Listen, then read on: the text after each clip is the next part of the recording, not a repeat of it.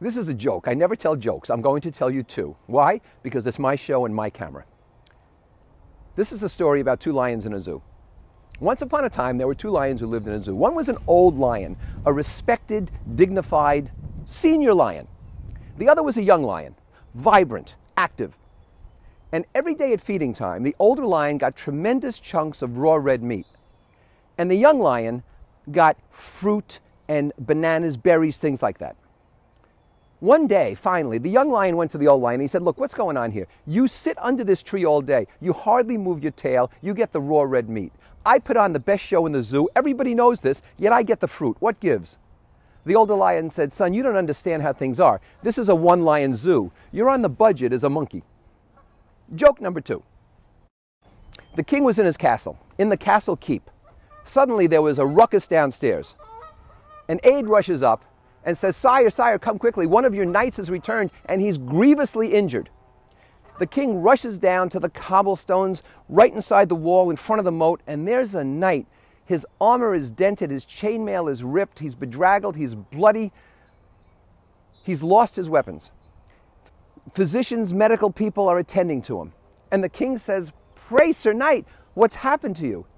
And the knight says, I've been fighting your enemies to the west. It was murder. It was pillage. It was ghastly. He said, it was horrible, but we prevailed.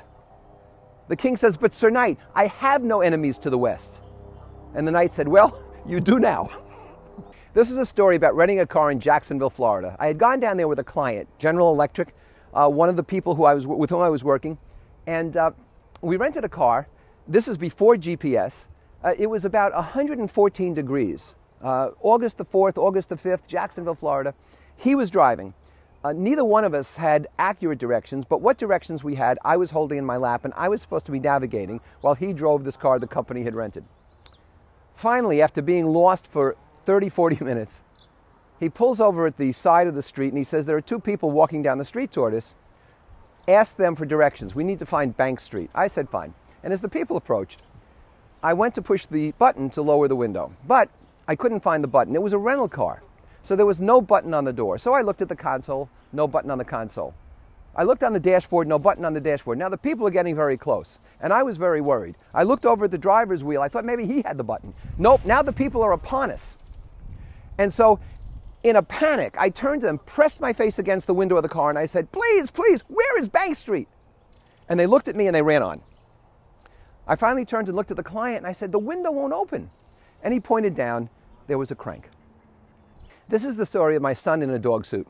When my son first went to the University of Miami to study acting, most of his colleagues and he were sort of penniless. And they would do anything for jobs, and not just for the money, but it was also important to get any kind of screen credit whatsoever.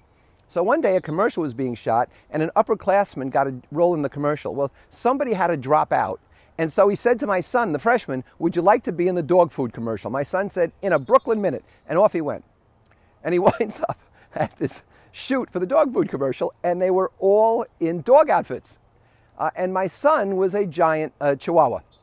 And he came out in this Chihuahua outfit, and the director said, kid, get in line over there, get in line. The dog food's over here, you're in line with the dogs. And my son said, I don't understand though. And the director said, what don't you understand? It's a dog food commercial. He said, but what's my motivation? In other words, am I hungry at this moment or have I just eaten? What's my motivation at the time? And the director said, your motivation is $50, get in the dog suit and get over there. Finally, one of my favorite chestnuts, which some of you know about, but which I love telling, and so you're going to listen. This is about Cousin Jimmy. My wife and I, high school sweethearts. We grew up in Union City, New Jersey, one of the most densely populated cities in the country, a square mile, 50,000 people. It might still be that way today, but that's where we grew up. Everybody was poor. What did we know? Everybody was the same. Marie's cousin Jimmy lived there too. He lived across town in the projects. He lived in a place we looked down on, and that was Cousin Jimmy. Well, move the clock forward 20 years or so, and Jimmy and I are both self-made men.